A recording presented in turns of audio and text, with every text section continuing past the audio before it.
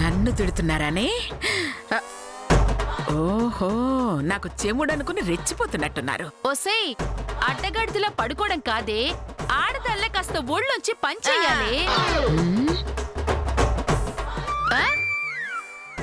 చూపేంటే దొంగ కళ్ళు పట్టుదల్లాగా.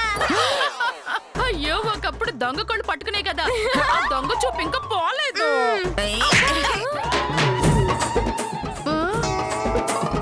కొట్టిందంటే కొంపదీసి మాటలు వినిపించాయా? నేను 4 గంటలకు లేపమంటే ఇప్పుడు వచ్చి లేపుతున్నారంటే? ఓ, అందుకు కొట్టారా? ముసల్ది లిప్ రీడింగ్ బట్టి మన మాటలు పసిగడుతుంది. ఇక నుంచి నవ్వుతూ మాట్లాడదాం. నీ మొహం మండ, నిన్ను తగలయ్యా. 4 గంటలకి లేపుదాం అనుకున్నావు, కానీ నువ్వు పందిలా పడుకుంటావని రాలేదు. నన్ను పొగిడితే నాకు నచ్చదే.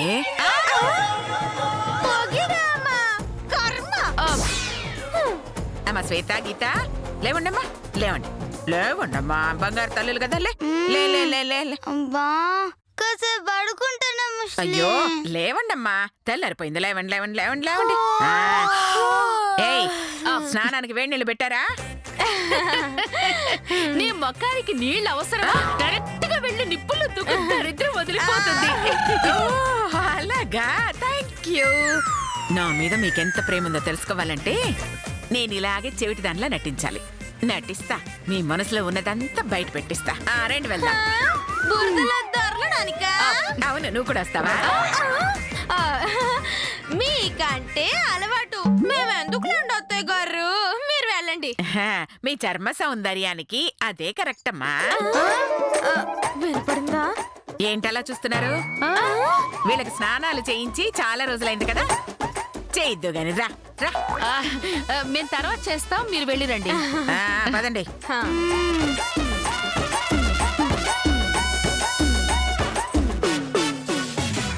అక్క, నెక్స్ట్ మన ప్రోగ్రామ్ ఏంటక్క? ఆ మాస్టారు ఆస్తి రాయిగాని మన వాట మనం నొక్కేడు విని. మరి ఇంకా లేట్ ఎందుకక్క, వెళ్దాం పదా. పద పద.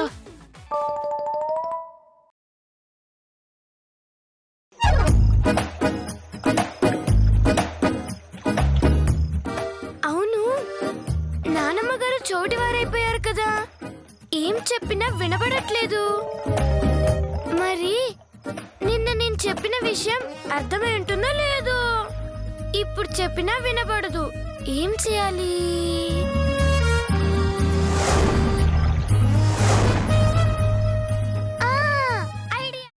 అమ్మా, అలాంటి వాళ్ళది నిజమైన ప్రేమ కాదు, అది వ్యామోహం.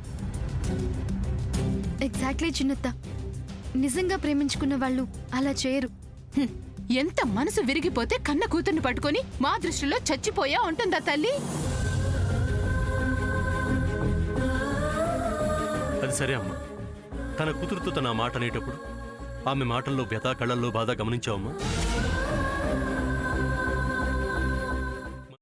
పెద్దబాబుకు బర్త్డే విషెస్ చెప్పు కూడా వెళ్ళాం కదా. ఊరికే ఎలా కాలిపోతుంది? మంట పెడితేనో పడితేనో తగలబడుతుంది.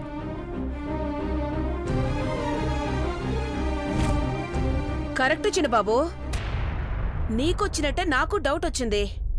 పార్వతే షర్టును తగలబెట్టిందనుకుంటా.